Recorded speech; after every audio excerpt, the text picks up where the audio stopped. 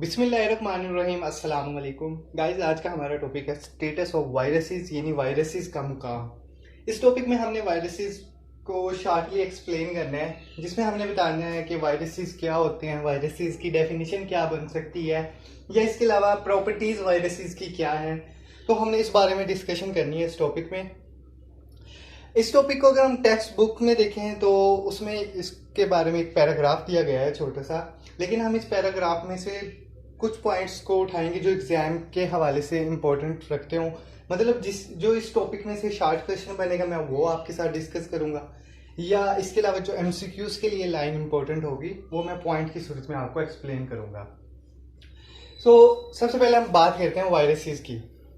Viruses کا جب بھی نام آتا ہے تو ان کے بارے میں ایک خیال تصور کیا جاتا ہے کہ جتنے بھی وائرسز ہیں یہ بے جان ہیں، یہ جاندار نہیں بلکہ ان کو بے جان تصور کیا جاتا ہے۔ تو یہ ایم سی کیوز پوچھا جا سکتا ہے کہ وائرسز بے جان ہوتے ہیں یا جاندار ہوتے ہیں، مطلب اس طرح ہر لائن سے ایم سی کیوز بن سکتا ہے، تو ہر لائن کو ایم سی کیوز کی نظر سے دیکھا کریں، مطلب ایم سی کیوز کہیں سے بھی بن سکتے ہیں۔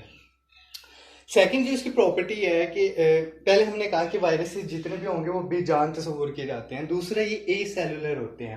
اب اے سیلولر سے کیا مراد ہے؟ اے سیلولر سے مراد جس کے اندر سیل ہی موجود نہ ہو، اس کو کیا کہتے ہیں؟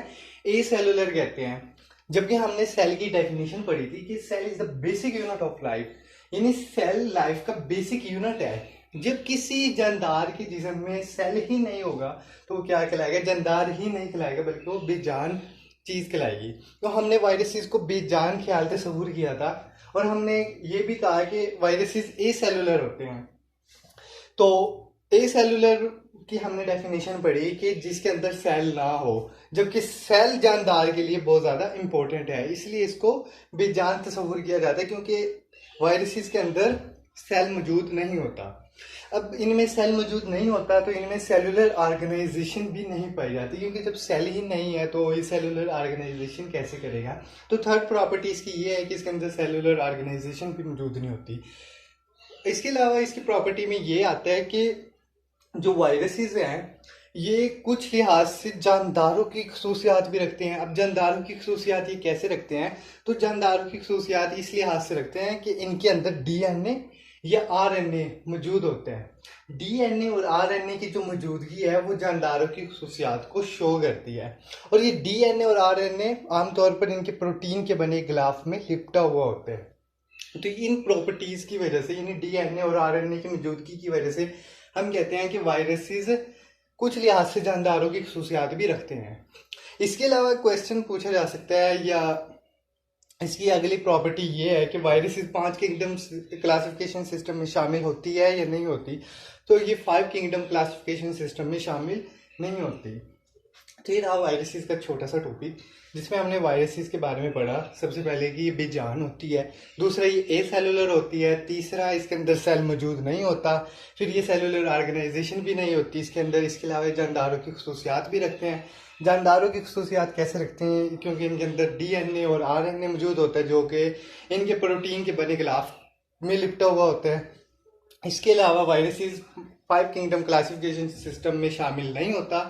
تو یہ تھی وائرسز کی پراپرٹیز۔ اب میں آپ کے ساتھ ڈسکس کروں گا کہ ان پراپرٹیز میں سے کس قسم کا کویسچن آپ سے ایگزام میں پوچھا جا سکتا ہے۔ سب سے پہلے یہاں سے جو اس ٹاپک سے جو کویسچن پوچھا جا سکتا ہے وہ یہ ہے کہ وائرسز سے کیا مراد ہے، یا وائرسز کی پراپرٹیز لکھیں تو آپ کو 5 کے 5 پوائنٹ لکھنے پڑیں گے اس سوال کے لیے۔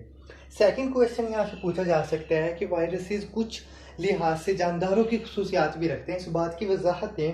تو جو 4تھ پوائنٹ میں آپ کو ایکسپلین کیا تھا آپ کو وہ لکھ دینا ہے۔ اس کے علاوہ یہاں سے جو اس ٹاپک سے جو کویسچن پوچھا جا سکتا ہے شارٹ کویسچن، وہ یہ ہے کہ وائرسز کو 5 کنگڈم کلاسیفیکیشن سسٹم میں شامل کیا گیا تھا یا نہیں کیا گیا تھا، یا یہ کویسچن پوچھا جا سکتا ہے کہ وائرسز 5 کنگڈم کلاسیفیکیشن سسٹم میں کیوں شامل نہیں کیا گیا تھا۔ مطلب 2 لحاظ سے یہ کویسچن پوچھا جا سکتا ہے۔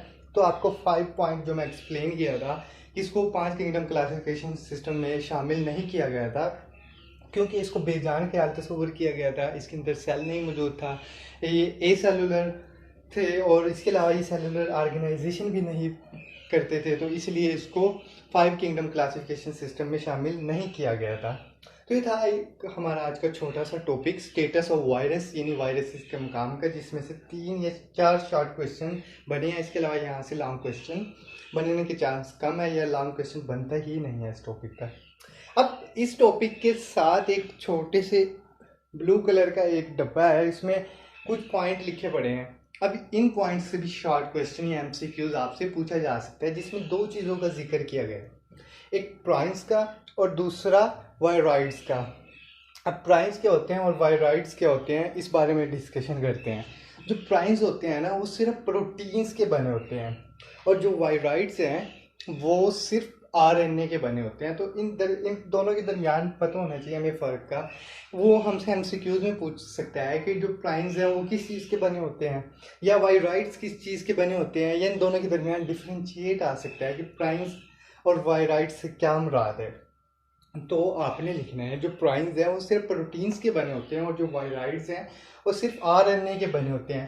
اور یہ دونوں پارٹیکلز کیا کرتے ہیں، پودوں میں بیماریاں پیدا کرتے ہیں. پرائمز اور وائرائڈس پودوں میں بیماریاں پیدا کرتے ہیں، اور یہ کیا ہوتے ہیں، اے سیلولر ہوتے ہیں، اس لیے ان کو بھی 5 کنگڈم کلاسیفیکیشن سسٹم میں شامل نہیں کیا جا سکتا. تو یہ تھا آج کا ہمارا ٹاپک، جس میں ہم نے وائرسز کی پراپرٹیز ڈسکس کی. اس میں ہم نے 3-4 شارٹ کویشچن بنائے. اس کے علاوہ ہم نے اس بلو ڈبے میں سے 2 کویشچن بنائے. یا یہ کویشچن بن سکتا ہے پرائمز اور وائرائڈس میں کیا فرق ہے، یا پرائمز اور وائرائڈس کو 5 کنگڈم کلاسیفیکیشن سسٹم میں شامل کیا گیا تھا یا نہیں کیا گیا تھا. تو اس طرح یہاں سے شارٹ کویشچن پوچھے جا سکتے ہیں. تو یہ تھا آج کا ہمارا ٹاپک. انشاءاللہ نیکسٹ ویڈیو میں ہم اس چیپٹر کے نیکسٹ ٹاپک کو ڈسکس کریں گے. آج کے لیے اتنا کافی. اللہ حافظ.